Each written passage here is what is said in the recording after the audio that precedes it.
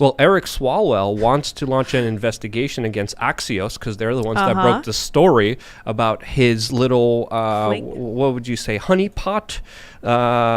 Yes, his infiltration that occurred between him and this lady that infiltrated many elements of government in more ways you mean than like a special one. lady friend? Yes, he has a indeed. special lady friend. Well, did you hear about the story about the spy that? I don't. You know what? The circus is really losing me. I stick much more with like topics and issues. Well, it is fascinating to see China's influence, especially over our political system, and especially with how they've been able to get all of our secrets and also manipulate, the politicians like Joe Biden very easily. Check out this story. Eric Swalwell refuses to admit wrongdoing over top secret friendship with Chinese spy Fang Fang and demands probe into who leaked the story, as he refuses to say if he slept with her, and she's still Facebook friends with his dad and brother. So a Chinese honey trap spy had been organizing a fundraiser for this guy. And the fact that he would call for the journalists to get investigated. Well, isn't this a matter of national security? This is the man who is a part of the House Intelligence Committee. Yeah. He has unrestricted access to classified information, and this spy was with him before the start of his major political career. She helped him fundraise. She helped him get support in the Asian community. And many people say Eric Swalwell wouldn't be in power if it wasn't for this spy. This spy... He should resign. Yes, immediately resign. I mean, there's no even talking about this, but when you look at Eric Swalwell, when you look at his major points, he was a bastion, a favorite of the mainstream media to go up against Trump, and many times he regurgitated a lot of Beijing pro-communist government talking points that you saw him say and you saw the Chinese government say at the same time, whether it was keeping the borders open to China during the coronavirus scandal, whether it was going against Trump because of alleged Russian collusion, whether it was even going against North Korea. All of the talking points by Eric Swalwell on the mainstream media, almost perfect carbon copies of Chinese communist talking points, which does make you think, especially since now we're finding out that a Chinese spy helped him to get into power. And it's not just him. I mean, Dianne Feinstein had do you know about that one? She had a Chinese spy working. No, with it her. doesn't surprise me. And again, she is one of those people that I don't claim. This so lady- we don't claim her. Well, that's why I think, as I mentioned before, like the real fight is, it's almost, everyone always says the real fight is this group versus that group, but I think it's liberty versus authority, because if you're in favor of freedoms and liberty, you're going to oppose censorship. We're going to get along. You're going to oppose the corporatist structure and the crony government structures. By definition, authority would be a form of corporatism because you're bowing to people who are paying your paycheck. And to your point about saying that you're on the left, Luke's on the left, Tim's on the left, because they support the idea of like restricting the corporate powers. Yeah. I think that's very much a right-wing idea, because if you really care about a free market, you really care about corporate America like backing off. Well, right. You're Thank not. you. You would be lack of government interference. You would Right, be exactly. small government. You would be. But I think we've safely seen that both sides are no longer what they're supposed to be. Yes. It's very blurred. I mean, who's it- where? It's not left or right. Yeah. It's if you're paying attention or if you're not paying attention. Yeah. It's if you're with the corporate globalist establishment or if you're with the individual, if you're for freedom, if you're liberty, if you're for the one individual to be able to live their lives freely without anyone putting their thumb over them. That to me is the Do big you like parallel. the Constitution? I love the Constitution. You see, that's the big thing. Yeah. The authorities, the establishment, the corporations, actually the read it. governments. Wonderful. I know, it's fascinating, right? I know, I love it.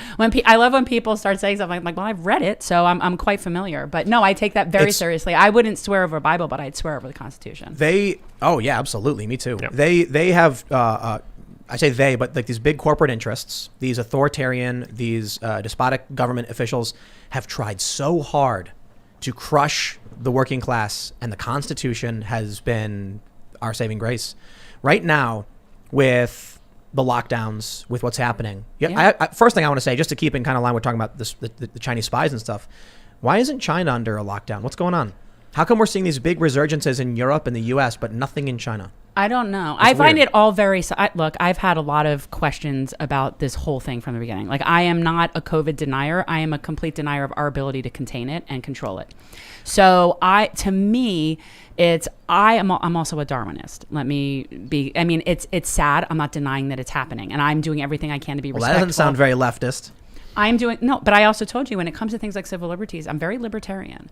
I also believe that there's a lot of personal accountability. So I'm going to do everything I can to be respectful of other people and wear my mask and not, just so that other people. I don't want to get someone else sick. Like I don't want to do that, but I generally don't believe in squishing our civil liberties. I thought of something really funny earlier, like a good idea for a skit, where it's a guy who's wearing a mask but no shirt, and he goes into a store, and they're like, "You got to get out of here," and he's like, "What? You can't make me wear a shirt. You're being controlled, man. You're being." It's like, that my response is, I'm not. I don't care about masks. It's like they put up a sign saying "No shirt, no shoes, no service," and they added masks to it, and I'm kind of like, I roll my eyes. I mean, whatever. it kind of sucks, and I don't like wearing it, but you know what? That's not a sword I'm willing to die on.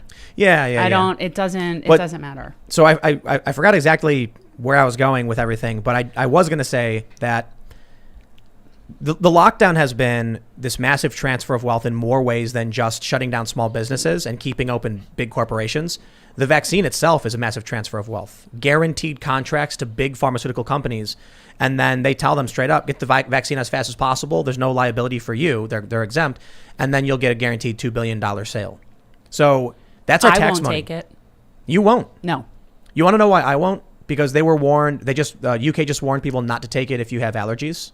So you actually, it's been advised against now. In Russia, they're telling people if you do take the vaccine, you can't drink for 2 months. Oh, how's that gonna work in Russia? Is that's interesting. One of the and biggest so why countries. aren't we hearing about that here? I mean, not that we have. There's a lot of different side effects, and when you look at the list of possible side effects that you could get from this vaccine, there are a little bit worrisome, to say the least. Well, let's make sure we're in line with the acceptable news guard. Yes. Okay.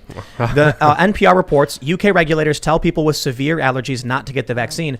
I don't think I'm actually concerned they said severe allergies, because in the trials it was reported in this warning about 0.685% of people had an anaphylactic reaction. Okay. So do you guys know what that is? Yeah. Your face and eyes swell up, your throat closes. Yeah, you die. And when they were giving the first run through, the first release to healthcare workers in the UK, 2 of the nurses had an anaphylactic reaction. And fortunately, they were in a hospital with EpiPens nearby, epinephrine. So you've got minutes. I mean, you're gonna asphyxiate. So they jab you with the EpiPen. It's like an adrenaline analog, and then you come back out of it. Very Pulp Fiction. Yes, very Pulp Fiction. They Yep. issued a warning saying that the vaccine can only be administered in places that have resuscitation capacity. That's not a selling point. No. Now, the first thing I'll say is, take your advice from your doctor. This is. You know what's really funny? I tweeted this out. Very bland. I said, 0.685% of people had an anaphylactic reaction. UK doctors are advising people with allergies to avoid the vaccine. And then I had a bunch of people calling me an anti-vaxxer. You're an anti-vaxxer. I'm like, what? You're an anti-vaxxer. I'm pro-government in this position, right? The government has said this. What? Are you nuts?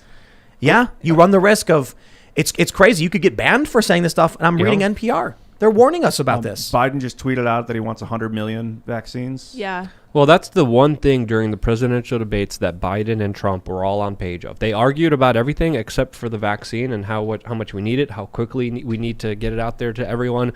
And when you look at the vaccine, we have to understand which one we're talking about, because there's many different ones out there. There's many different big pharma companies out there. There's Pfizer. That's the one specifically with the allergies. Pfizer vaccine. Yes. The Russian one is a completely different vaccine that's out there. But we have to understand a lot of these companies are rushing to be the first to market.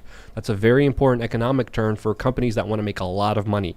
And when you have that and you have no liability, no recourse to get punished if you do something very wrong. What could go wrong? Exactly. Especially from big pharma, that absolutely, I mean, you could say good things and positive things about them, but they do have a bad record sometimes.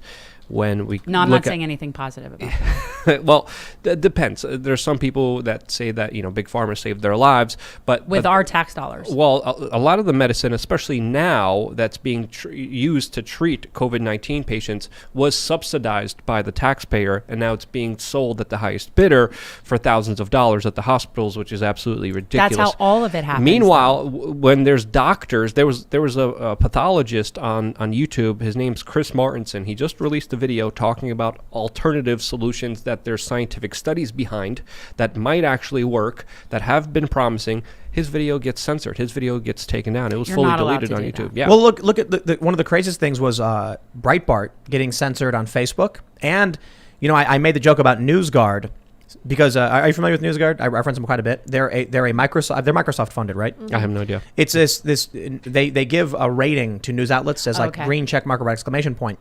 As a safeguard and checking my bias, the sources I use are always NewsGuard certified. Even though I'm critical of NewsGuard in many ways, I think it's fair to be like, okay, It's a baseline. yeah, you know, I could be biased and just read Breitbart, but what happened was Breitbart was actually certified and approved until they filmed a press conference from a Republican congressman and a bunch of doctors. That's all they did. They filmed it. They live streamed it on their Facebook page. It got deleted, and then they got accused of publishing fake news because they filmed a press conference. Yeah. Imagine if you're doing a press conference with Joe Biden, and Joe Biden said, "Trunin on a Shabbat of pressure." They're going to come after my news organization because Joe Biden said something? Right. That's crazy. That's the level of censorship we're at. Thanks for checking out this clip from the Timcast IRL podcast. We do the show live Monday through Friday at 8 p.m. So come back to check us out when we go live. Don't forget to subscribe, hit the like button, hit the notification bell, and we are also available on all podcast platforms for free if you want to listen to us there. Thanks for hanging out, and we will see you all next time.